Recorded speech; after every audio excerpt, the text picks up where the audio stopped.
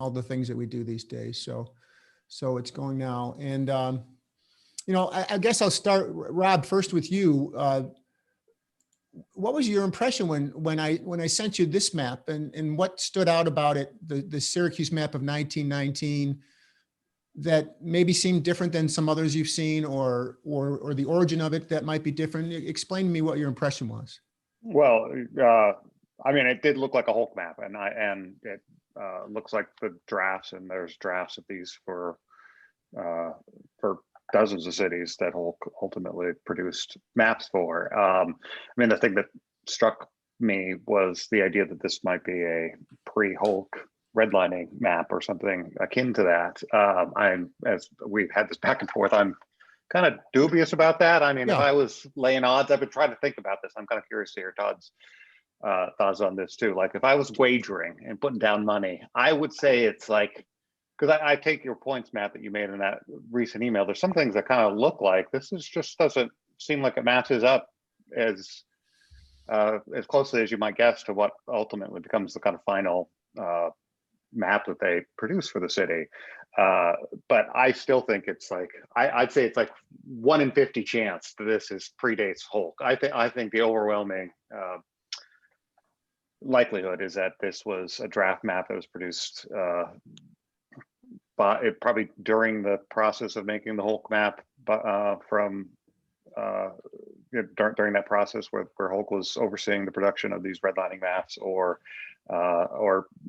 concurrent with it by people who somehow knew that process pretty closely. Todd, do you have any thoughts?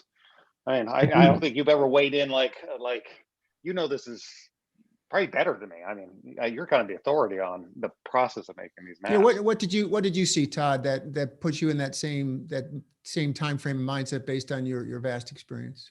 Well, on further reflection, I suspect this was made during the 1940s, because as I mentioned, all the United States federal housing agencies were consolidated into a housing agency for the duration of World War II and a couple of years afterwards. And up until 1942, the HOLC maps were not shared widely at all. They were shared with Federal Housing Administration. They were certainly not shared with the War Department. But during World War II, when all those agencies were together, that would be a likely point of transmission. And this National Housing Agency did take racial and ethnic settlement patterns into account in determining where to build war worker housing and whom they should authorize. Many cities like Cleveland I've worked on had a war housing office where people could go and look for rentals, and they would explicitly check, what was the composition of that neighborhood, and try not to, put white people in black neighborhoods, black people in white neighborhoods. So I suspect that this map found its way, into the War Department records during that period. And so these whole kind of related designations found their way onto the map probably at that point, sometime between 1942 and 1947. It's not super unusual to use an old map. So using an original 1919 map wouldn't be entirely out of the question, because these maps were scarce, they were expensive. A lot of times the map makers wanted a specific scale and geographic scope. So they sometimes would even use commercial maps. There's one of Albany that was made by a local garment manufacturer that became a redlining map. And they talk very explicitly in the correspondence about this problem of getting good maps. So 1919 is a little early, but if you were to look on Rob's site and look closely at the key on those maps, very often they're from the mid-1920s or the early 1930s. So they're not contemporaneous with the time when the actual colors and ethnic descriptions were added. But one thing you might do to kind of really just check on this, if you can find maps of racial or ethnic settlement patterns for the 1930s or even 40s, and compare to the written descriptions on that map and see if they match up. Because if those had been added in 1919, when the population of, Black population of Syracuse was presumably smaller, not as widespread, that might tell you something. So if you see, you know, that word Negro in places where you know there weren't Black people until the 1930s or 40s, I think that would be very telling. So that would be what I would recommend to you, and kind of trying to sort this out. Yeah, it's Yeah, and there's a go ahead, Rob. sorry, Matt. There's No, a go ahead. section too along, I think it's a railroad on the kind of northwest side of the city, where if you Yeah. zoom in, there's Yeah. very small print, and it has like industry by industry Yeah. in square blocks of what that industry was. I'm forgetting exactly what the labels are, but I would also look for when businesses were established in those small areas, and matching those up might give you kind of a sense of, it's not gonna, you know, it's after that, but Yeah. it doesn't necessarily you know, give you the precise date, but it does narrow things down. Well, since you did that, let's use our technology here and share this. Can I just ask Rob? Yeah, go ahead, Todd. Feel free. I just shared the screen, so the map is up there. If that's on the original map, though, if that's Oh, you on mean the like original, if they wrote over this? I gotta think. Don't you think the coloring and the labels are contemporaneous? That's what I've been assuming, but I could be wrong. You're right. let me see the area that you're, because if it's on the print map, which might be from 1919. Well, look. Oh, no, it's written. Yeah. Okay. Like this here. Like Rob. lanterns. Yeah. Oh, okay. Yeah, perfect. Plaster steel, right? Like those should really kind of locate that.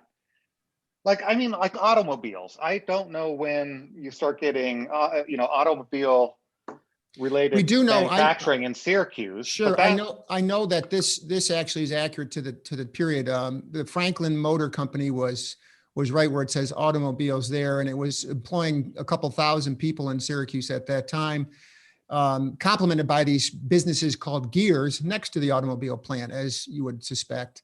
Also, all near the railroad lines, as you see, as they went through the city at that time.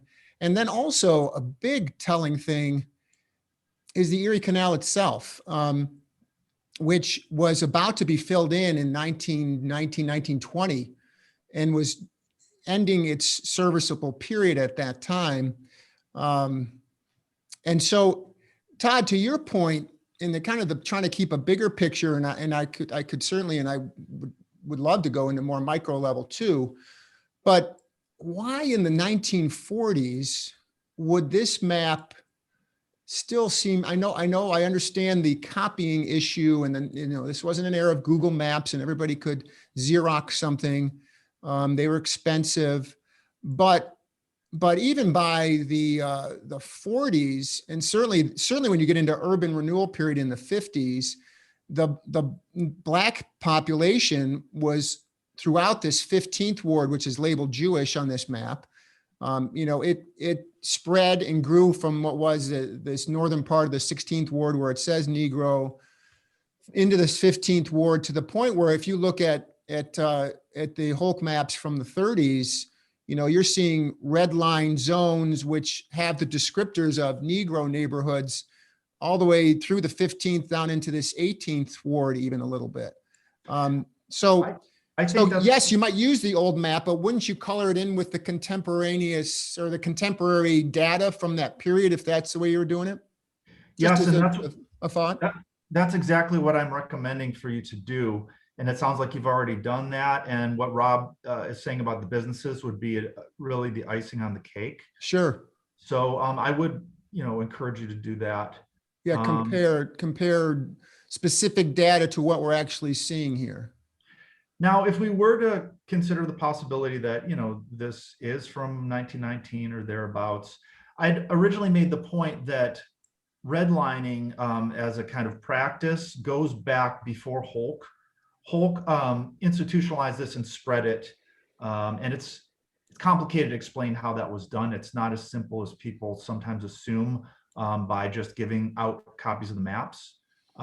Rather, HOLC as well as FHA held workshops, they published articles. There's even a feature that a colleague of mine and Rob's and I found describing the whole project in a relatively mainstream venue, which was Architectural Forum. They wrote all about the project and what it was supposed to do, and even reproduced a sample security map, although they kind of left off the racial kind of dimensions of the project. So the ideas were out there and predated HOLC. Insurance companies were using these kinds of maps for mortgage lending in the 1920s already, because insurance companies tended to lend on a broader scale. They weren't often familiar with the properties that they were, the mortgages for which they were buying. So they developed these kinds of things. The National Association of Real Estate Boards published a how-to manual that was published in 1925 that recommended that every real estate board for every city should have a library that included maps, including racial settlement maps. So this idea of using maps to determine who lived where and make some connection between property values was already well ingrained. I do think the 4 colors is striking. I know that HOLC debated a bit how many colors to use and came to the conclusion that more than 4 was going to be confusing. But it is striking to see those kind of exact same 4 colors roughly aligning with the occupational groups and even the ethnic groups. So it's not inconceivable that these ideas were already circulating. I haven't found much more evidence for how that would have happened besides what I just told you. Yeah. And I was reading, and it was at the Federal Home Loan Bank Review. Is that the right name of or close to the name of the publication from that a lot of this was being spread? As you said, it outlines what to be looking for, and doesn't quite go as explicitly as you said into saying, well, we're going to label these races. The other, another interesting point, now we're talking about ethnicity though too, is I know we tend to focus on, and this is certainly what caught my attention the most, that it actually said Negro. And I have no idea if this map indicates that it's a manufacturing area that happens to be red. That, in fact, let me go back to sharing. Sorry, I'm looking at it, but you're not looking at it right now. But look at all these other ethnicities that are, clearly accurate for the time in Syracuse, when especially Catholic immigrants, the Irish first, the German, Italian most recently, and also in some of these lesser neighborhoods, quote unquote, Polish, and then Jewish overtly written on there.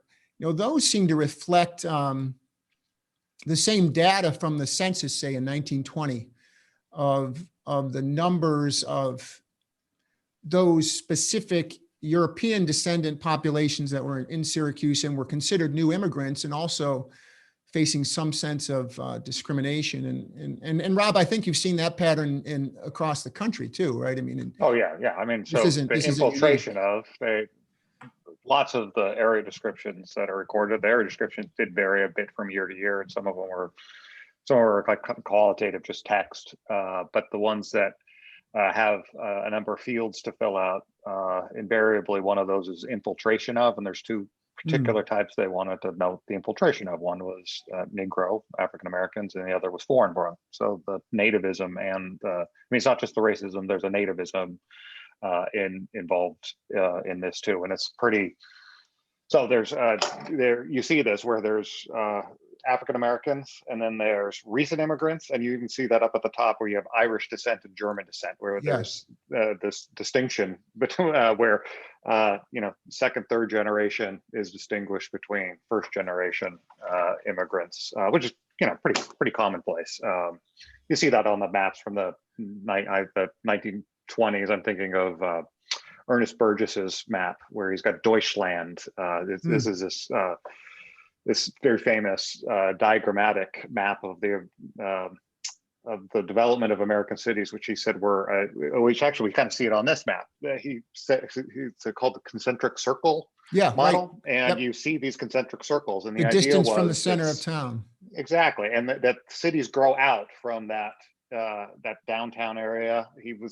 His example is Chicago, because he was at the University of Chicago, the Loop, and the further you get out, and we kind of this makes sense to us. You think about like emergent suburbs and inner cities, these metaphors that or spatial descriptions that we use to distinguish, that have all these kinds of connotations about race and housing stock quality, and they were partly theorized or by Burgess and others. And on his map, where he's applying this to Chicago, In the interior, he's got ghetto, Mm. black belt, Chinatown. Mm. So neighborhoods of color and Jewish neighborhoods. But then a little further out, he's got Deutschland, which is in the third ring, if I remember correctly. And then outside of that, he calls it the bright light area. So you definitely see that here, where you get further out from the city. It's not first generation immigrants. So the closest you get to the downtown is African Americans, and then a little further out you have first generation immigrants, Yeah. Southern European, Eastern European Jews, Italian, Southern Europeans, Polish, and then further out you have Germans, people of German descent, which would be like Mhm. second or third generation, probably people whose ancestors came in the 1840s or That's 1850s, right. likely. That's right. No, And Todd, I'll get back to you in one second here, but we were talking about the deeds and the covenants in neighborhoods built in the 1920s. Some of these where you see the Thorndon Park here and the green and some blue. The blue is the really nice place in this map. The blue and green, I think, were inverted compared to the HOLC maps. But these uncolored streets were the streets being planned but not yet constructed. So to your point, these are the ones I would suspect. In fact, I know at least one of these neighborhoods had some covenants. Scott Home is one that we've seen specifically here. So that fits the same growth of the community that you were describing earlier, Todd. mhm. Well, okay. One thing I would do is to add to what Rob was just saying. Sure.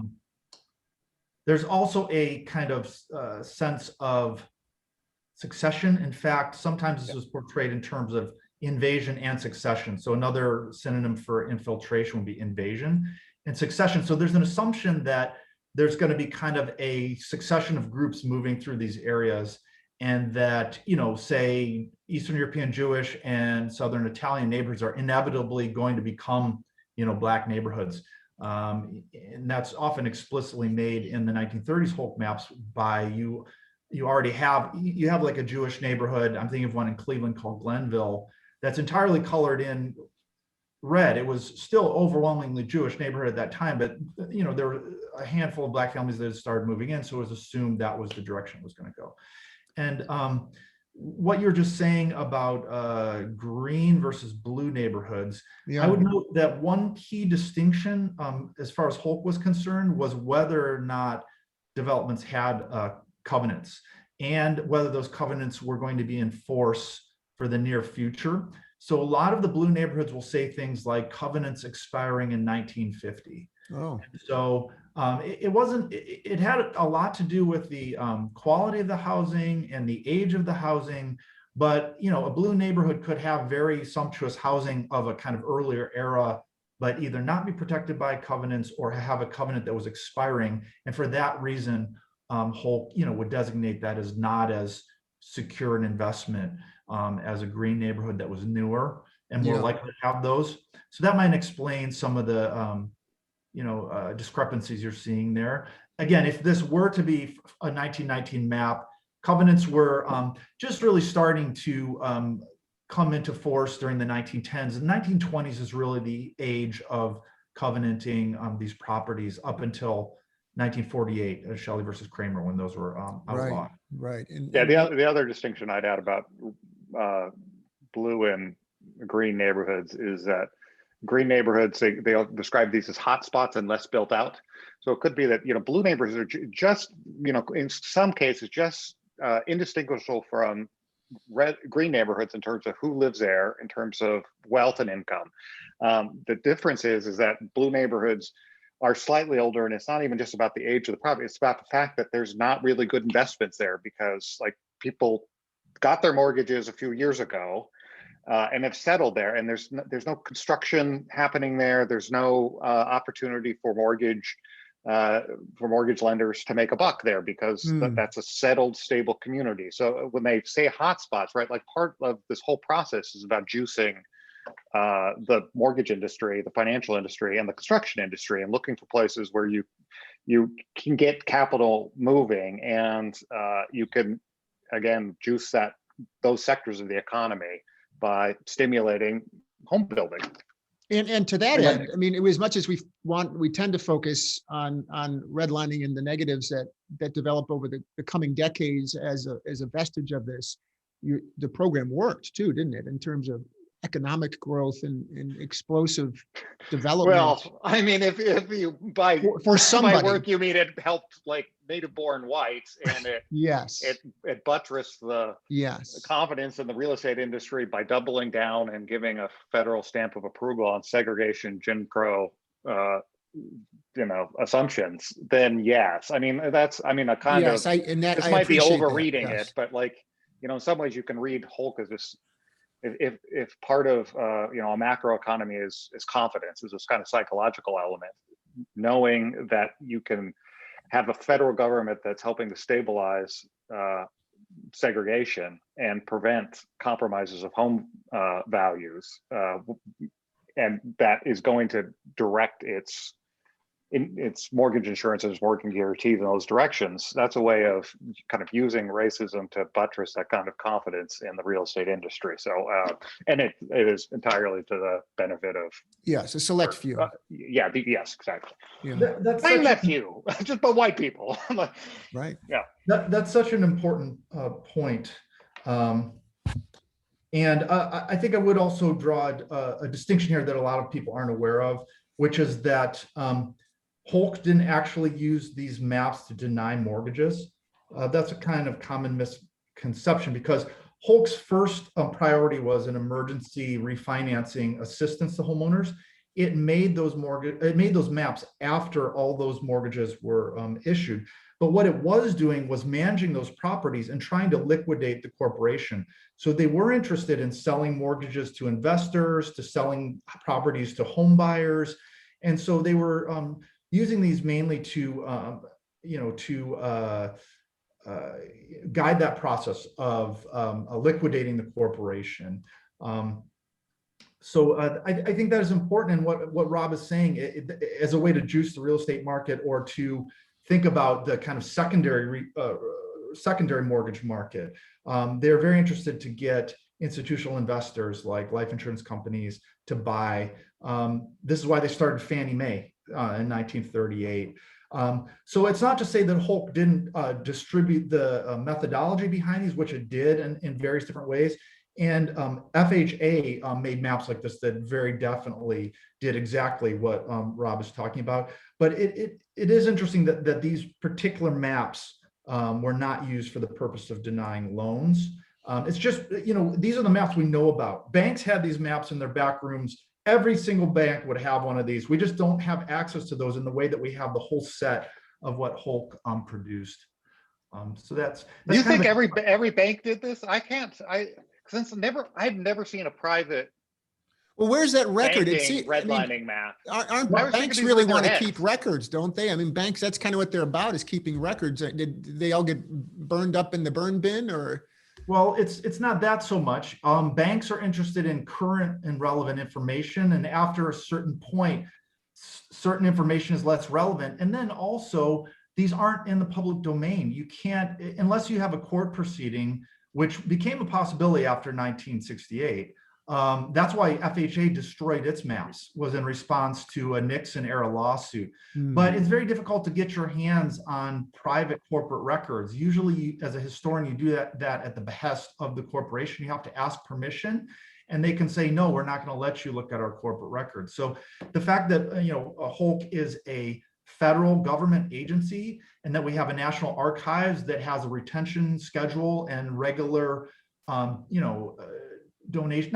turning over of records to this national archive. That's why these things survived.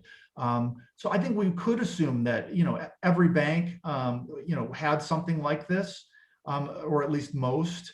It could have been done by word of mouth. It could have been done informally. I have anecdotal evidence of people drawing lines on maps on the spur of the moment to say where they wouldn't lend. But the mentality was extremely well ingrained. I think it's more an issue that we can't find those records of all the different banks that have gone out of business. That's another thing. Banks go out of business all the time, and what happens to those records is often burn bin or the landfill. And certainly the banks are that. I mean, I was reading some of the various Syracuse histories of this period, of this map, trying to figure out, and knowing that this Henry Allen city engineer was on the board of the Syracuse Savings Bank, which was, as you might guess, one of the most prominent of the day. But there were a lot of banks competing at that time, really getting their footing for capitalizing and starting up, or maybe tying into some kind of national network of banking. So there certainly was a lot of it going on. Todd, you mentioned FHA maps. They were actually destroyed in after 1968 or during the Nixon years. Yes, apparently there was a lawsuit in conjunction with the Fair Housing Act, and there's a dissertation that I recently got my hands on and spoke with the researcher behind that, whose name is Lynn Sagalin. And she interviewed an FHA administrator who explained that those had been disposed of. And so I could give you information on that. And there's been a huge, there's been a lot of efforts to try and find these. There's a map in Chicago in the Ernest Burgess papers that is not an FHA map, but it is a Chicago Housing Authority map based on the FHA loan security categorizations. So a lot of people have used that and compared it to the HOLC map for, varying differences they may find. That's really the only one that we can point to as a smoking gun, or the best that we can. There's one for DC. You've seen that one. There's one for DC's, right? And then there's one for Cincinnati, which is more like this. That is just far more rudimentary than this, where they just scribbled, looks like crayon over it. But I haven't seen that one. I'll pass it along. And there's a graduate student who's found some FHA maps for Greensboro, North Carolina, I believe. So it's possible if we just keep digging, we may find something more. But it would seem that the easy to identify stuff was disposed of. I did talk with Kenneth Jackson last week, actually, and he was describing how he's walking through I was walking through the National Archives one day, and there I look up and there's residential security map on the side of these giant binders. And he had some sense that they might exist, but he wasn't even looking for them. I mean, you guys know this. This is what you live with, but it's incredible. That's the idea that you could just walk through the National Archives and whatever you wanted to look at off the shelf is, it sounds amazing for the contemporary historian. But yeah, he's told me that same thing, and specifically that he found those during the Carter inauguration weekend. Did he? Is that? No, I knew it was in the mid to late 70s. He didn't tell me it was that weekend that he was there. I was pressing him on a little bit, and he kind of put it together on the spur of the moment because he'd been in DC for the Carter inauguration, and kind of figured out that had been when he found these. And just go ahead. You know this, Todd, but there's an organization in California that's raised money and is going to give seems like a really modest amount to the National Archives to purchase digitization equipment, and they as a part of the gift agreement, they're going to digitize the entirety of the 168 boxes in the HOLC record.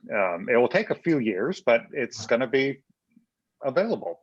It's actually kind of pittance. It's like $125 a box. I just did the math. They wanted $21,000, 168 boxes. I divided it. It's $125. Wow. Seems like a bargain.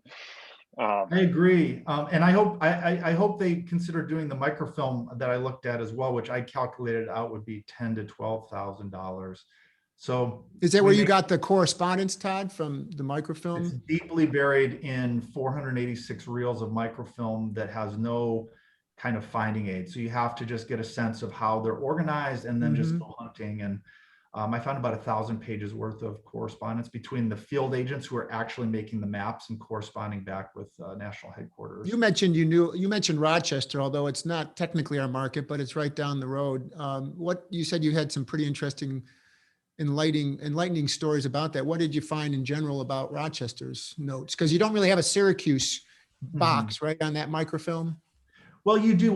How it's organized is, say, New York State, and then you have to go and look through until you find like the Mortgagee Rehabilitation Division, which is how I found the records.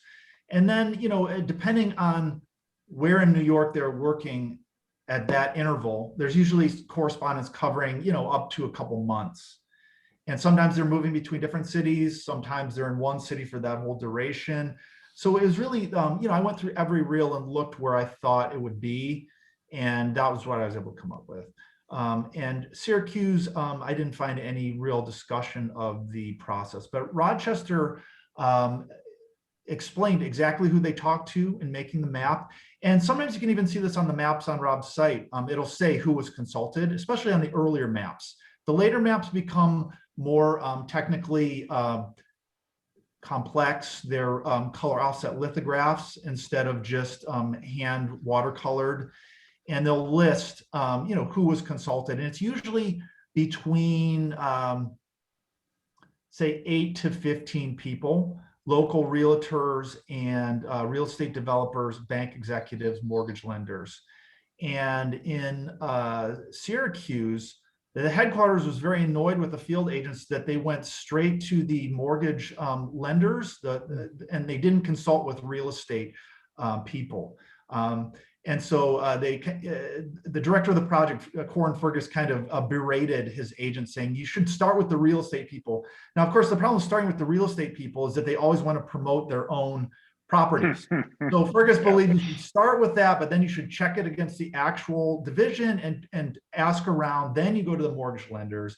But they're very explicit about, who was asked, what they thought of the resulting map, how they could improve the next time around. And I'd be happy to share that with you if it's something you'd be interested in. And I have granular information like that for different cities as well, like Cleveland, and a couple other places. Yeah, I am interested.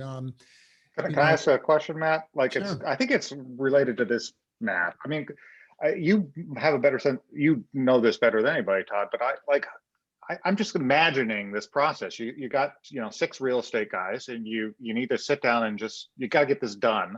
And I can imagine a map like this is like you hand out these old maps and say here, and you hand out some color pencils and say, here's your 4 categories. Draw them, and then we'll compare these things and see where we're in agreement and where we actually need to have debate. And that seems to me, I mean, I'm making this up. I'm just kind of imagining this, but what I know about how these are made and the fact that these are collaborations, I could imagine that as like a feasible way of like first step that you could go through and why you get maps like this one. You're dead on, Rob. You're dead on. That's exactly what was done in Cleveland, which Corin Fergus thought was the best done. So the agent would go to, he started off with the 2 biggest real estate developers on the east and west side of town. Then he took their work and checked it with the largest bank in town's appraisal department. Then he went for certain sections to different real estate firms that operate in those areas and had them draw their own maps. Oftentimes he wouldn't show them what he had until he'd received from them what they thought. And he would compare and refine it. And then he finally went back to, as he called his referee, was a former HOLC appraiser who'd re-entered private practice. And he was kind of perceived as neutral and to kind of okay the whole thing. And in Birmingham, I found that the field agent actually convinced these realtors to work with him on it. So they were literally coloring in areas and working on it together. In other places, they would use like real estate, board of real estate membership. There was an appraisal study club in Oakland that took on this task of making the map. So they used different creative strategies based on who they could get to help and who they could play off one another to get a quote unquote objective opinion. Of course, they all share the same kind of general assumptions about real estate, but there's a lot of idea that we're going to, not just trust any one person. We're going to make a composite opinion. Okay. And it clearly wasn't a diverse group of people in the room with the crayons. No. Right. There's not a single woman, I would think, right? Right. And To start with, you clear out everyone half is the a white population. Yeah. And I would, can you think of like Todd, a single immigrant, or anyone who, like maybe there, I'm wondering, I'm curious if there's like. The first crop of field agents, I did the background on these people, and they were all native born white. One of them was apparently of Polish ancestry, but his parents were born in Poland, but he was a war hero. He was one of the dog fighters during World War I, like a flying ace, and he married the daughter of a prominent banker in St. Louis. So that was the only person of any Southern and Eastern European descent. There were two others that had foreign-born parents, but those were in England and Sweden. All the rest were native-born white. So not surprising at all. Not, Francis Pavicic was the only one you could say got a little, maybe a little bit of. and he there. wow. he showed wisdom for his time too, by marrying into the right family, I suppose, you know, in Right. terms of finding status there. You know, since you guys have taken us through this, I got to show you, you know, the name Mulcahy in Syracuse. Here's where we were, the Irish descent neighborhood. My great grandfather lived in a house on this corner overlooking what was the Oswego Canal and the railroad tracks. You know, quality frontage there. It had to be kind of loud, I suspect. It's now the parking lot of a diner. And then my father's, that was the Mulcahy side. And then the other side was the Motts. They lived in the German descent area back in 1920. So my roots are actually on this map, but I can also then add, you know, by virtue of not being in the redlined area, you know, I grew up in the suburbs to the north, you know, and followed a very common path for people to have that opportunity to live in, you know, newer housing and go to brand new suburban schools and so on, which is a whole nother thing, which kind of takes us to, you know, as I could take all your time on this, and you guys have been so generous with it, but Rob, let me start with you. Why is it important, regardless of what we can clearly figure out about when this map was done, why is it important that we're having this discussion and having the discussion of the issues that followed in the decades to come from your Yeah, I mean, there's so many reasons.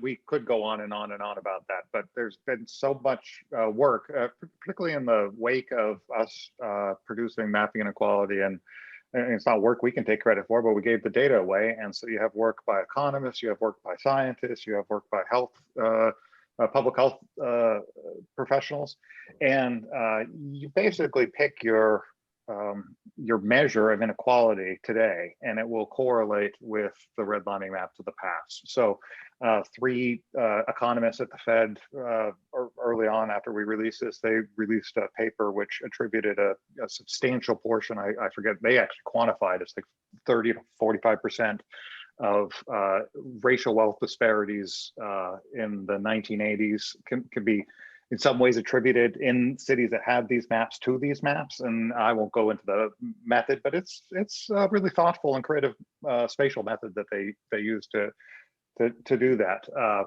More recent work looks at the correlation between health disparities, which are incredible if you start digging into the data in these redlining maps. So where I am in Richmond, you'll have a neighborhood that was redlined that has a life expectancy of 70, 71, and has the highest incidence of asthma and emphysema and COPD and mental health issues. And you just go a little bit, like a mile away in a green line neighborhood, and the people there live 12 years longer and have the lower incidences of all those disease incidences. And I mean, even thinking of those two particular neighborhoods on a hot day, I've said 12 years, and there's about 12 degree difference between the heat that those two areas experience, again, a mile apart. One that's just concrete jungle with basically impervious surfaces covering the entirety of it, and the other kind of a lush area with a very mature tree canopy that keeps the area cool. And so that's so many reasons. I mean, you can basically pick out any measure of inequality today, whether it be people's health, people's wealth, people's exposures to environmental burdens, whether those be natural flooding or man-made pollution, and they will match up with this. And it is not as if it's a straightforward causal relationship. That's saying too much. But this is a window into, and this is another reason these are so important, is that this is not just like incidences of individual discrete instances of bigotry in the private marketplace. This is state-funded, let's just call it structural racist policies that have a long-term effect of calcifying vulnerabilities, those vulnerabilities being and wealth disparities in some places, and directing public-private capital and all kinds of advantages, whether that be the advantages of keeping dirty industries out of an area into some areas. So the long-term effects are of policy, not this policies, but of housing policies and urban policies that are at their core racist, of which this is a really prime example, are profound and last a century later, and can only be done with like probably similarly sustained anti-racist policies, right? Which are not straightforward. There's no straightforward answers to this. These are difficult questions that have snowballed and compounded over decades, and will take an enormous amount of concerted work to undo some of these inequalities if we can muster the public will, the political will, the social will to do that. Well, hopefully you've started that discussion by the publication of your program. I will tell you that we just used some of your more contemporary maps in reporting yesterday. We have a murder in a high-rise apartment that post World War II was built as a luxury apartment in a nice, on the edge of a nice neighborhood of Syracuse, one of the nicest, and is now turned into impoverished, elderly, essentially a shelter for people with drug addiction, mental health issues, and homelessness. And we were able to go into some of that data that you published in and see that it actually is the oldest median age in Syracuse, and see that it is the life expectancy is significantly lower than the better neighborhoods. So thank you for culling that and putting it in a way that we can easily access it.